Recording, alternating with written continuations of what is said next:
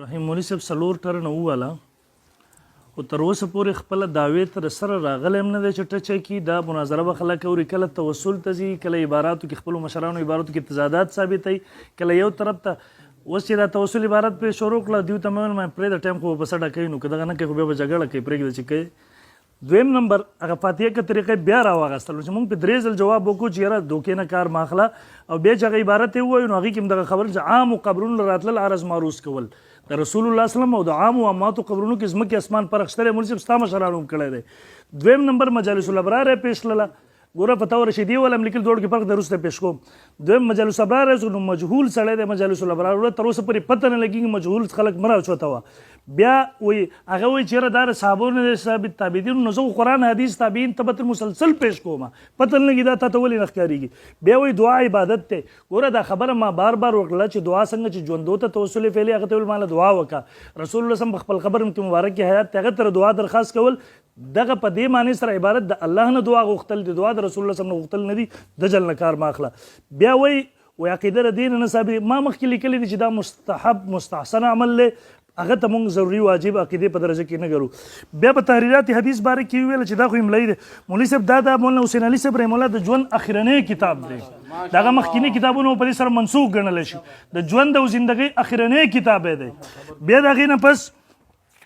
دویم مولوي صاحب راغی وایي بخاري شریف دا ستا مشر په دې باندې مستقل کتاب لیکلی و یہ بخاری امام بخاری نے نہیں کسی کنجر نے لکھا ہے دا ستا مشر وایي بیا د دې نه پس دا راغی ستا ندائی حق ددی جل نمبر 1 دے صفحہ 578 دیو د مڑو بارے کو اپنے دوستوں سے ملاقاتی کرتے اس عالم برزخ کے آسمان زمین اور جنت میں جہاں جی چاہے جاتی ہے اور اپنے ساتھوں کی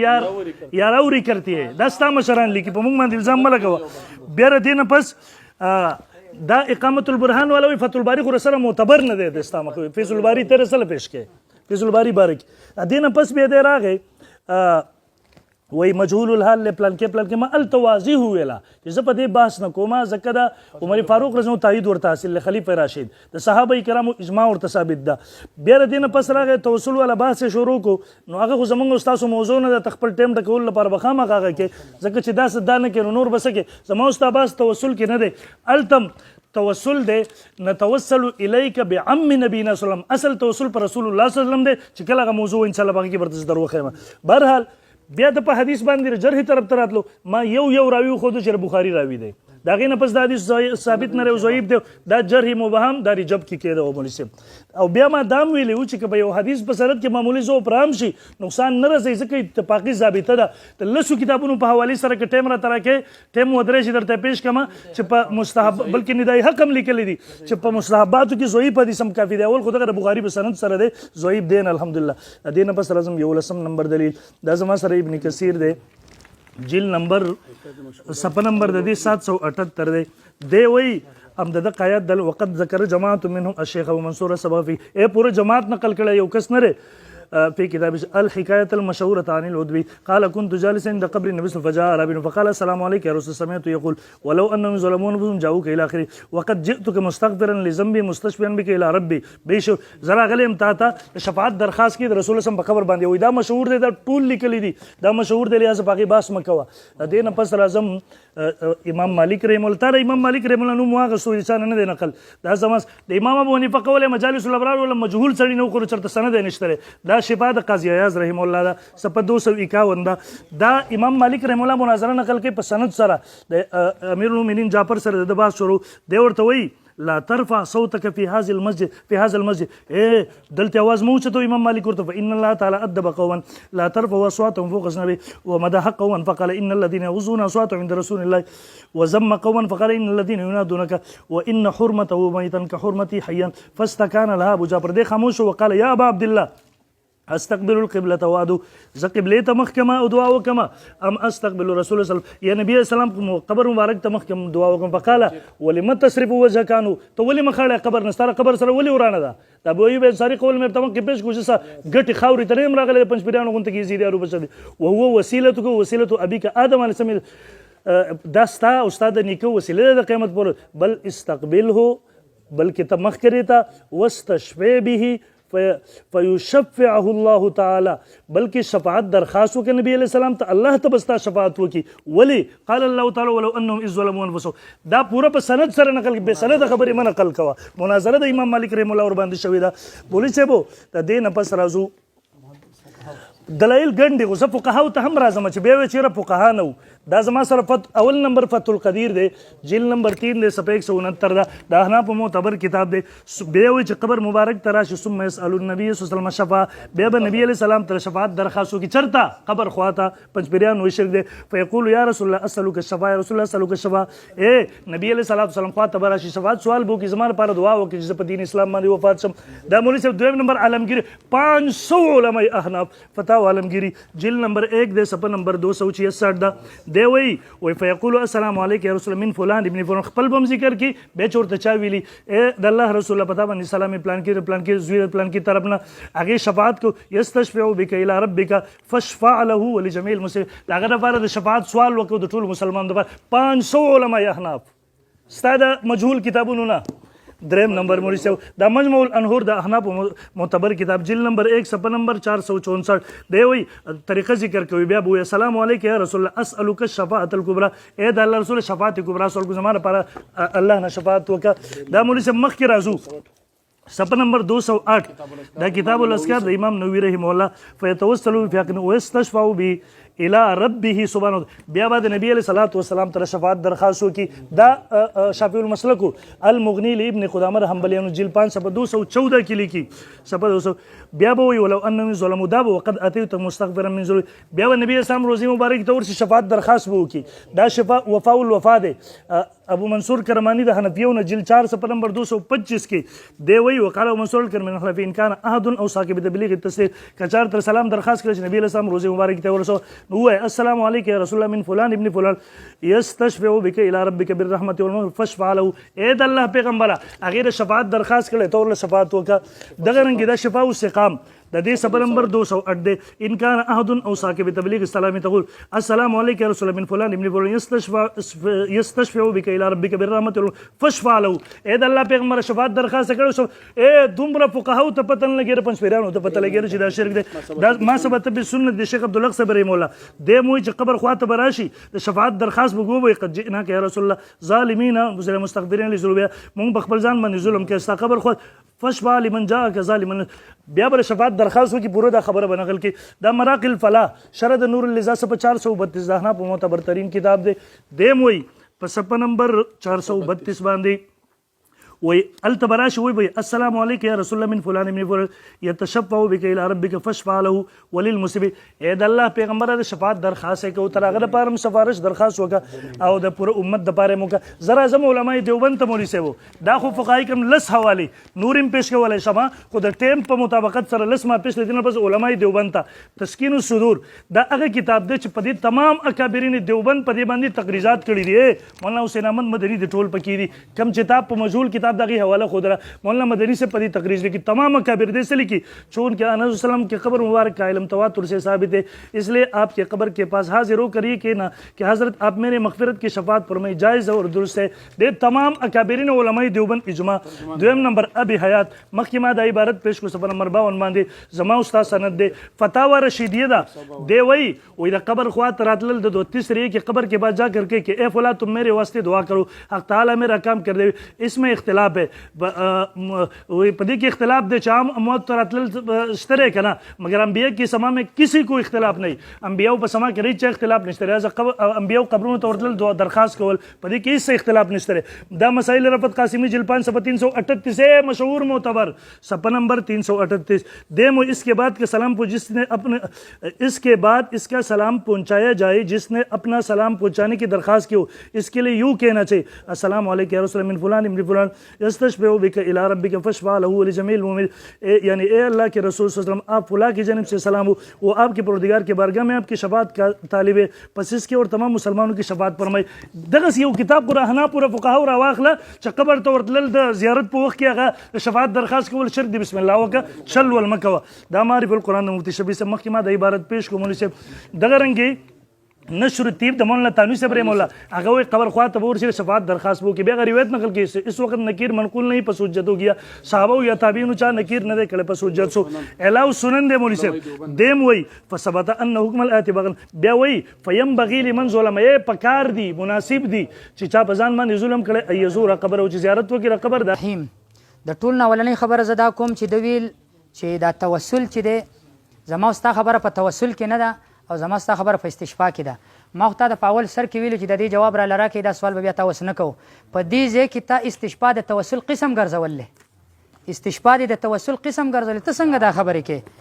بیا د فاتحې کا صحیح طریقه باندې خبره وکړه ماته چې دا د کتاب نه چې هغه مې ورته پیش کړه چې ضمیمه پکې داخل نو د هغې صحیح جواب ورسره نه و بیا یې بوسو کې اوبه بوتلې بیا وایي چې د دعا درخواست دا دعا نه ده دا کومه فلسفه ده مولوي صاحب سړي د قبر خوا له لاړ شي ماته ما له دعا وکړه قبر خوا ته لاړ شي هغه ته وایي چې زه ستا نه دعا غواړم دلته وایي زما سره اقامه نشته وایي دا دعا نه ده وایي دا د الله نه دعا ده دا کوم اصول دي ښه جي بیا بله خبره دا ده چې تا چې کوم دغه والا روایت پیش کړی و مخکې دغه عربي هغه واقعه دې پیش کړې وه د مخکې واقعه کې بای کې راوي د مسلم ابن کیسان هغه ضعیف ته دغه ثقواله ماته ثابت کا بیا چې د بل د امام مالک دا قول دی پیش کو نو پاغه کې ځان لچې دی راکا کتاب خدای په دې کې هم دی په دې باندې په دوه طریقو باندې جرح کوي اول دا ويقول في خلل من وجوه اول ان هذه الروايه ليس لها سند فلا يعتمد عليها په دې باندې رد کو تاویل چې دا دغه دی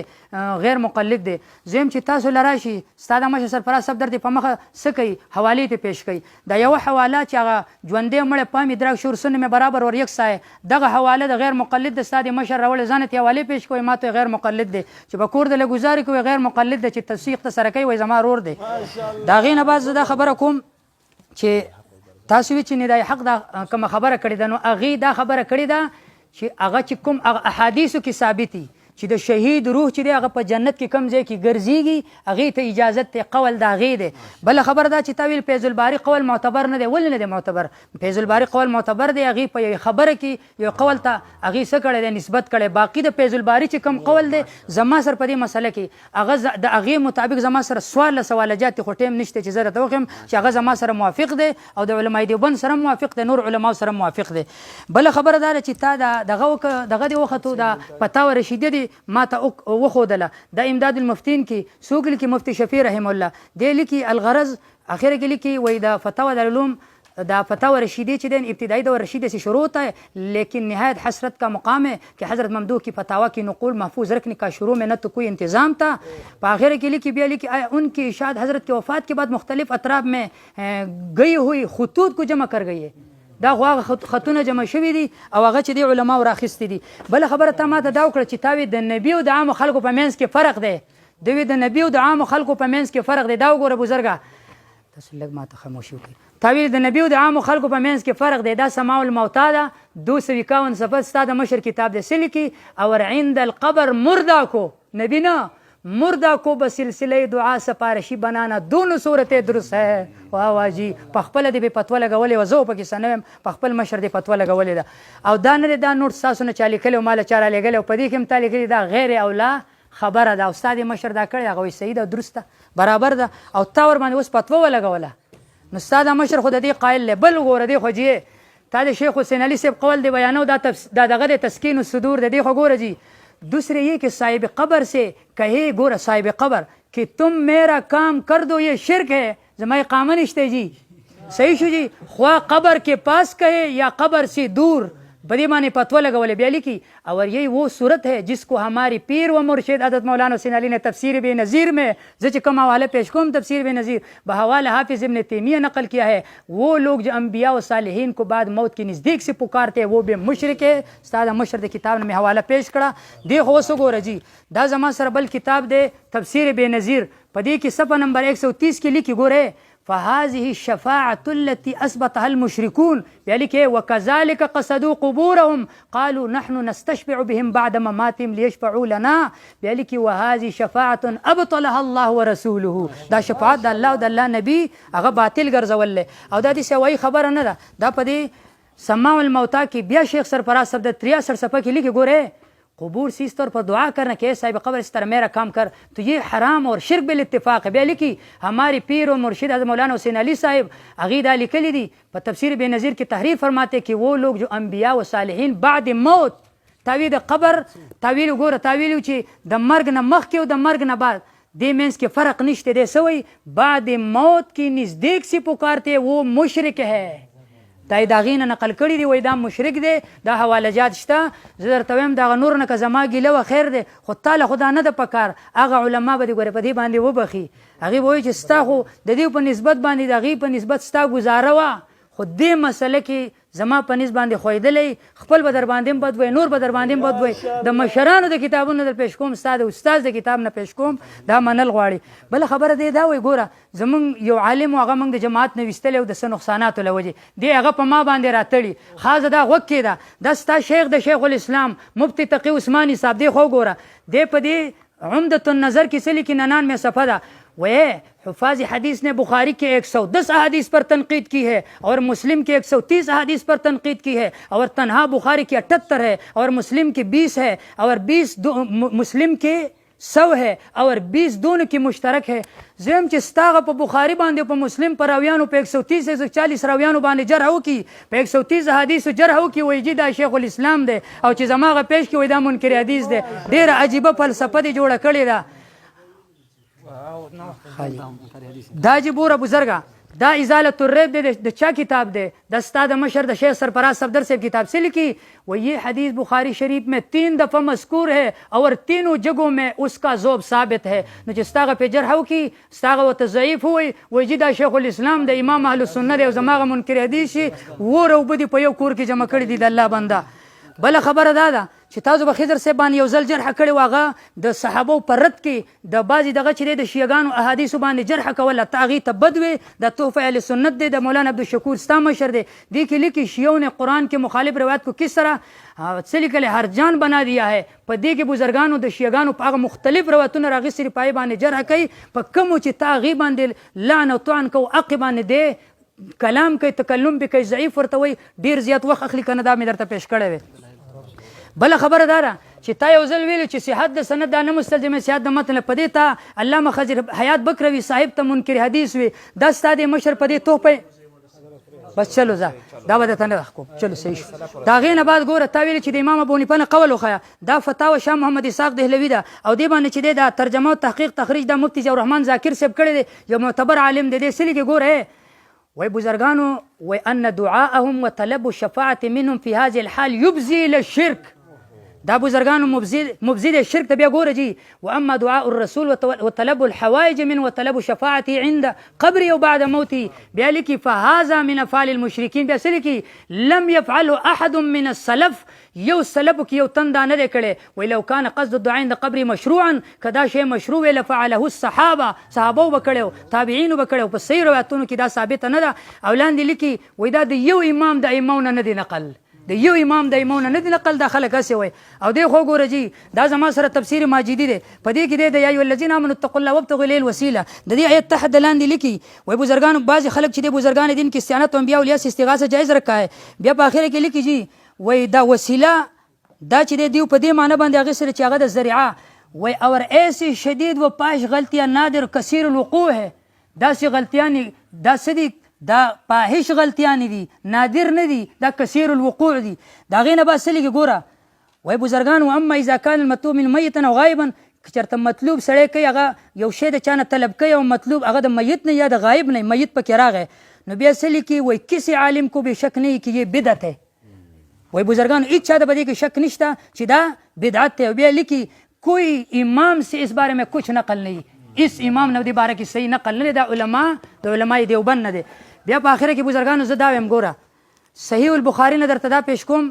تا چې دا قول وکړو چې بزرګانو قبر خوا له تلی شي او د قبر نه دعا غوښتی شي طلب د شفاعت کولی شي دا زما سره صحیح بخاري ده دا ګوره حدیث ته ګوره استدلال ته ګوره عن محمد بن جبير بن مطعم النبي قالت اتت امرأة النبي صلى الله عليه وسلم یو ښځه نبي صلی الله علیه وسلم لراغله فامرها ان ترجع الی نبي صلی الله علیه وسلم ورته یې ما ته به لږ وخت بعد راشي قالت هغې ورته ارأیت ان جئت بخبر الله کې د الله نبي که زه راشم ولم اجدک زه تا ونه مومم څه مقصد یو کانها تقول الموت امام بخاري ته چېرته مماتي ونه وې او دارنګې دې صحابي ته مماتي ونه وې هغه ښځې ته مماتۍ ونه وې په خبره پوه شي کانها تقول الموت ګویا چې هغه وي چې اراده یې دا وه چې زه راشم ته به وفات شوی نو نبي صلی الله علیه وسلم ورته دا نه وي چې زما قبر خواله به راشي نبي صلی الله علیه وسلم ورته دا نه وي زما نه به د دې شي طلب وکړي د دې شي طلب وکړي څه یې ورته وي ان لم تجدیني فأتي ابا بکر که ته راغلې او زه نه وم نو ابوبکر له به راشي دا زما دپاره د الله د نبي د صحیح حدیث نه خبره راغله او دا منل غواړي بل ګوره دا زما سره بل حدیث دی